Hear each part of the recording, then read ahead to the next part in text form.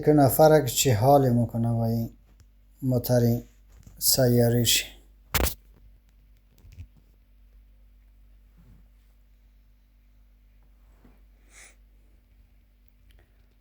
کیف میکنه واقعا کیف.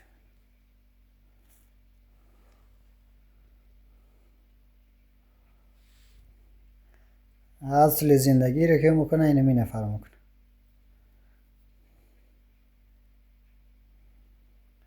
همه چی داخل موترش داره.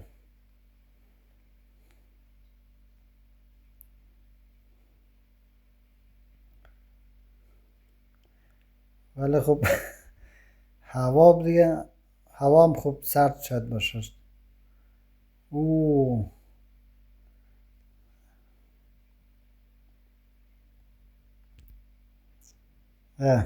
یه آشپزخانهش مجهز، دستشوی.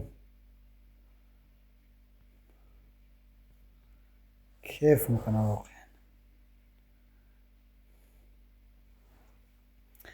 کشور که آباد باشه، این رقمی از خود در خانه و زندگی جور کنی، یک موترک داشته باشی، خوب مزه میکنه.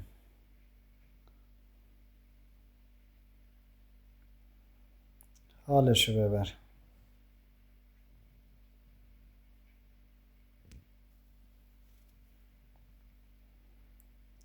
بیا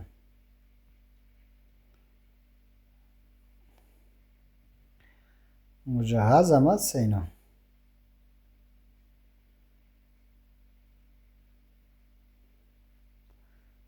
گرم بخاری هم، بخاری چوبی که آتیش میکنه.